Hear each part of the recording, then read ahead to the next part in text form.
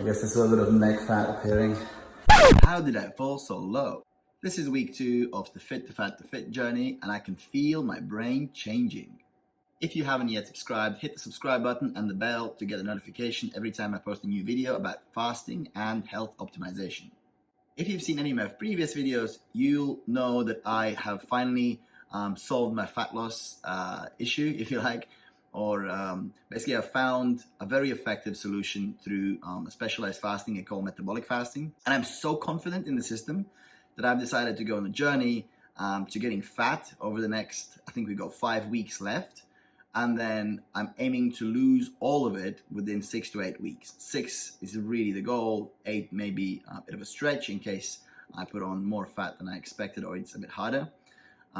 Overall, I'm putting my money where my mouth is. I'm trying to inspire people and show others what's possible if you do fasting, especially metabolic fasting, the way I'll talk about on this channel, and how effective it can be for transforming your weight, your body, and reaching your goals. So here's the top 4 takeaways from last week. That's week 4. We're in week 5 now.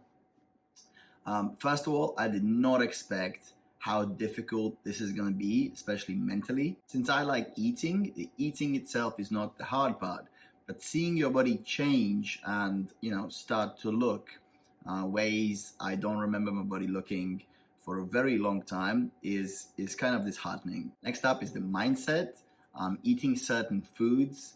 I'm noticing that there are cravings now that I didn't have before, or if I did, they were more subdued because I wouldn't indulge them. And now, because I can eat those foods, I am eating them and I'm getting cravings for them. Eating this much food is definitely changing how I think about food. Plus, I feel that certain foods are now being normalized. For example, things like oats. I used to have a bit of oatmeal before my workouts or in the time period leading up to my workouts. And now I've consciously, of course, I've switched oatmeal for granola because it tastes better and I can eat more of it so that I can make up my calories. But now, because I have the granola and technically I can eat it, I would snack on it sometimes. And it's a double-edged sword. Obviously, I'm enjoying it, but I'm also realizing that this behavior cannot continue if I want to stay fit and healthy going forward. This brings me to my third point, is that I'm literally feeling like my brain is rewiring itself. Maybe it's a bit weird to say, but I feel I'm getting less excitement about eating healthy foods. I used to amp myself up every time I'd have a piece of either chicken breast or broccoli or a high protein snack, not protein bar, but like a cottage cheese or things like that. And they might not be as palatable as a bar of chocolate or something sugary, but I'd wean myself off those sugary flavors and I actually got excited and happy having, a healthy salad or some lentils with steak.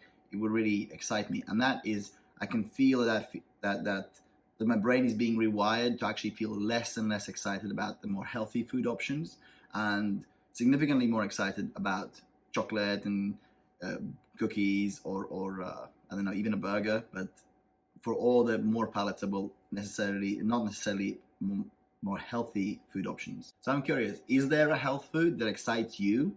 Comment below and let me know. I'll read all the comments. And I'm very curious, to see what other people say about healthy food options. And finally, for item 4, I did not expect such a big drop in my fitness levels, and particularly my VO2 Max. I'll put the image of my VO2 Max right here. When I started fasting, that was one of the most enjoyable metrics to follow because once I really optimized my fasting and my training, my VO2 Max shot up like a rocket. It was very enjoyable to watch, and now that has stopped. In fact, now it's falling again. And the only thing that's changed in this time is literally me not fasting and eating more food. All my training, all my routines, for the most part, are exactly the same as they were. If anything, I'm probably training more because my ability to recover is higher, but my VO2 Max is just not where it used to be. And I feel that, especially when I'm having to run at a certain speed or for a certain amount of time, I'm not able to do as well as I did when I was fasting. So that's it. That wraps up the 4 things from week 4 that I've kind of gotten from this journey. If you're interested in fasting and would like to do it well, I have prepared a 7-day challenge at sixpackfasttrack.com. It's free now, but won't stay that way forever. You can follow the link in the description or just type in sixpackfasttrack.com in your browser. If you like the video and would like to see me get fat and then do my absolute best to burn it all off again in the shortest time physically possible, then hit the subscribe button and the little bell next to it, and you'll be notified when I release my next video with the updates. And as usual, I will put some before afters of last week's or week four's sort of progress of me getting fat at the end of the video, which is going to be now.